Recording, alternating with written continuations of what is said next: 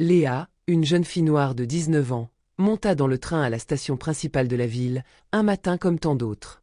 La foule était dense, comme souvent aux heures de pointe, et l'atmosphère était empreinte d'une certaine impatience.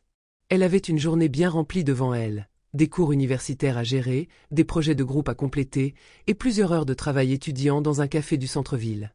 Ces journées étaient souvent longues, parfois éreintantes, mais elle savait qu'elle l'éloignait de ses racines et l'approchait de son rêve de réussir, de faire une différence. Chaque sacrifice, chaque heure de travail était un pas de plus vers cet objectif. Le train était bondé, comme d'habitude, et Léa se faufila parmi les passagers, cherchant une place vide avec l'agilité d'une habituée. Elle avançait, concentrée, son sac sur l'épaule, les bruits de la ville envahissant ses oreilles alors qu'elle cherchait son endroit à elle, un petit espace où elle pourrait souffler quelques instants. Elle n'attendait rien de plus qu'un moment de tranquillité avant que sa journée ne prenne son envol. Son regard s'attarda sur une place libre près de la fenêtre, à côté d'une femme élégante, assise avec une posture droite, presque parfaite. La femme semblait en totale harmonie avec elle-même, une silhouette élégante et soignée, entourée de luxe. Ses cheveux blonds, longs et impeccablement coiffés, brillaient sous les néons du train, tandis que son tailleur de créateur épousait son corps avec une précision presque clinique. Ses accessoires, une montre en or étincelante et des lunettes de soleil posées avec nonchalance sur son nez, renforçaient l'image de quelqu'un qui ne se souciait guère de ce qui se passait autour d'elle. Elle était dans un autre monde, un monde où tout lui appartenait, où sa place était garantie, où les règles étaient faites pour être suivies par les autres, mais jamais par elle. Léa, bien qu'épuisée par la longueur de sa matinée, ressentit un léger soulagement à la vue de cette place libre. Ses pas se firent plus lents à mesure qu'elle s'en approchait, espérant pouvoir s'y asseoir pour quelques minutes de répit. Mais dès qu'elle se pencha pour poser son sac et s'installer, la femme la fixa soudainement d'un regard glacial, ses yeux d'un bleu froid comme des éclats de glace. D'un ton sec, d'une voix forte et sans aucune forme de courtoisie, elle lui lança « Eh désolée, cette place est prise ». Le choc de la réponse fit sursauter Léa, qui s'arrêta net. Un instant, elle crut avoir mal entendu. Elle scruta les alentours du regard, mais le train était toujours bondé. Pas une seule place n'était libre, et il ne semblait y avoir personne d'autre qui aurait pu occuper celle-là. Son cœur s'emballa dans sa poitrine alors qu'elle se rendait compte que la situation était bien plus grave qu'un simple malentendu. Elle chercha le regard de la femme, mais celle-ci ne détourna même pas les yeux de son livre.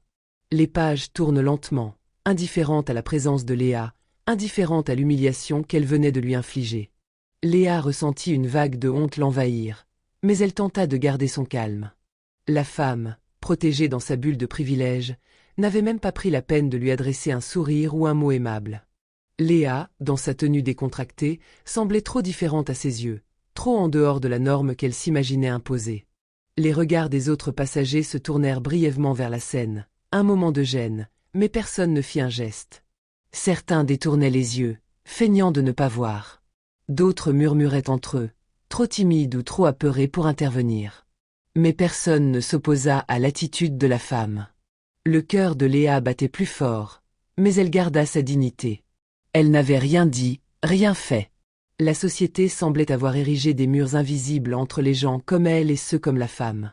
Elle savait que cet incident, aussi anodin qu'il puisse paraître à certains, était un rappel cruel de la réalité dans laquelle elle vivait, une réalité où les préjugés raciaux étaient un poison caché, invisible pour les privilégiés, mais acide pour ceux qui en souffraient au quotidien. Elle fit un petit pas en arrière, évitant les yeux des passagers, se dirigeant lentement vers un autre coin du wagon. Le poids de l'humiliation se posait sur ses épaules comme une chape de plomb.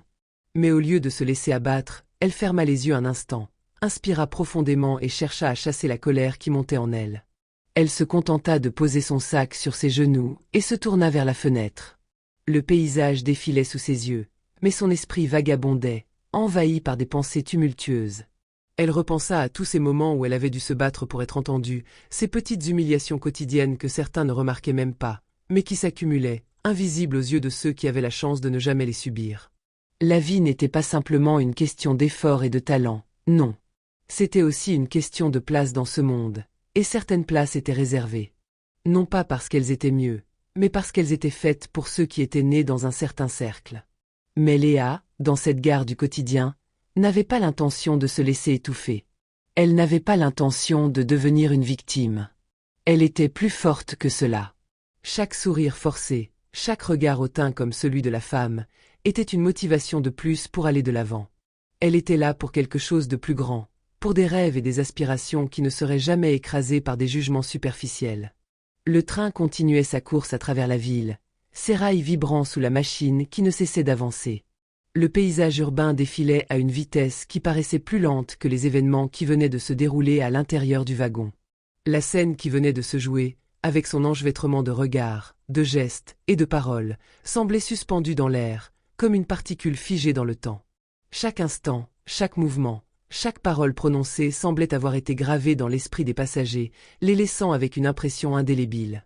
Léa, qui n'avait pas dit un mot durant toute cette interaction, ressentait cette étrange forme de paix qui venait à elle comme un voile apaisant. Ce n'était pas la victoire d'un affrontement direct, mais une victoire bien plus subtile, celle d'un moment où la justice, bien que discrète, avait fait irruption dans un quotidien marqué par des frustrations longtemps contenues. Ce n'était pas l'orgueil d'une confrontation gagnée, mais la simple satisfaction de voir que la vérité, sous une forme silencieuse et impalpable, avait trouvé son chemin. Le jeune homme, grand et imposant, revenait vers elle avec un sourire discret, presque humble, comme s'il n'avait fait que poser un acte naturel, sans aucune prétention. « Tu te sens bien ?» lui demanda-t-il, sa voix douce mais ferme, comme si cette question n'était qu'un prolongement de l'attitude qu'il avait adoptée depuis le début de cette scène. Léa hocha la tête lentement, la gorge serrée par un mélange d'émotions qu'elle n'avait pas l'habitude d'exprimer. C'était un genre de reconnaissance, une gratitude qu'elle n'avait pas su formuler jusque-là, un sentiment qui flottait dans l'air entre eux, une sorte de connexion. La solidarité de ces inconnus, leurs gestes d'appui silencieux mais fermes, la façon dont ils avaient confronté la femme avec calme et dignité, avaient déclenché en elle une onde de chaleur. Cette chaleur, elle ne venait pas d'un acte spectaculaire, mais de la simple dignité humaine, cette qualité qui réside dans la manière de traiter les autres avec respect, même dans des moments de tension. Autour d'elle, les voix des jeunes continuaient de s'élever, enchevêtrées de projets, de rires et d'idées ambitieuses. Chaque mot semblait être une promesse de changement, une sorte de doux murmure annonciateur d'un avenir plus juste. Léa, absorbée par l'agitation qui l'entourait, se sentit soudainement envahie par un sentiment d'appartenance. Une sensation de pouvoir, de force collective, qui lui faisait défaut jusque-là.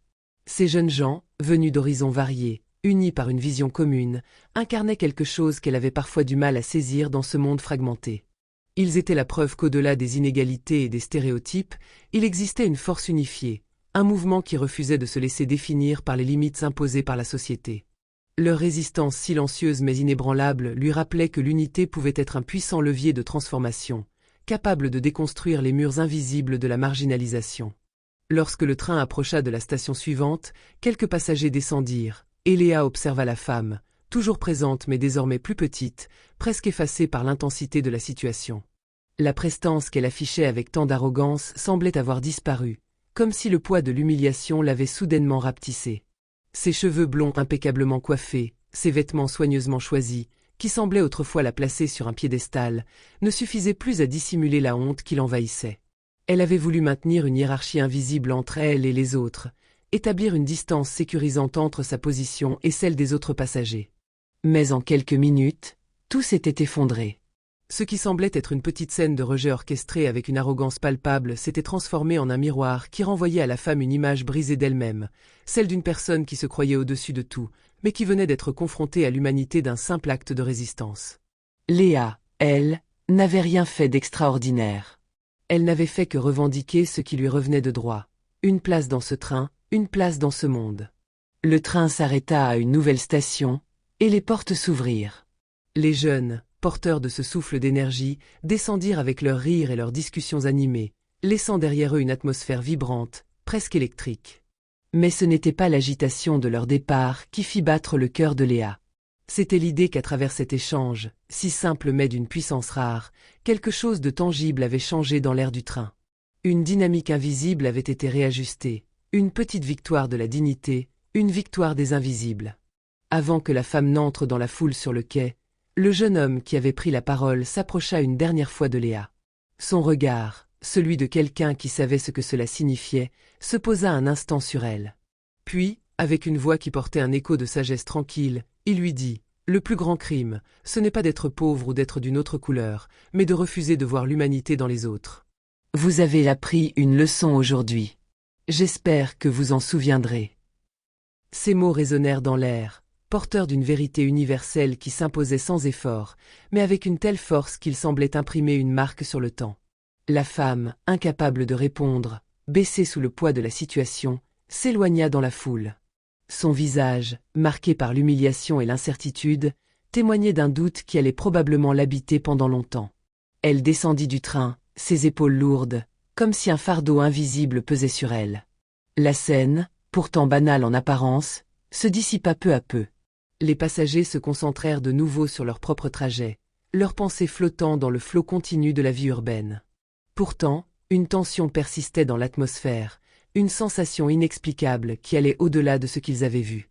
Le train était toujours le même, avec le bruit constant de ses roues sur les rails, mais pour Léa, tout avait changé. Un petit acte de justice, un geste de solidarité, un simple mot, et la dynamique de la journée s'était transformée. Léa s'assit dans le coin du wagon, son regard perdu dans la foule qui attendait sur le quai, lointaine mais connectée à tout ce qui venait de se produire. À cet instant, une pensée s'imposa à elle, claire et évidente. Ces petites victoires, même si elles ne résolvent pas tout, avaient une importance capitale. Elles étaient une forme de résistance silencieuse, presque imperceptible, mais d'une force tranquille. Ces moments-là redonnaient leur dignité à ceux qui l'avaient perdue, sans bruit, sans éclat, mais avec une puissance rare. Et, peut-être, cette femme, dans ces moments de solitude, réfléchirait à ce qui venait de se passer. Léa n'attendait aucune réponse immédiate, aucun changement radical. Mais elle savait que, parfois, ce n'était pas dans l'affrontement direct que se trouvait la justice, mais dans ces gestes d'invisibilité. Ces gestes discrets mais puissants qui rétablissaient une forme de respect, sans bruit ni éclat, mais avec une force infinie.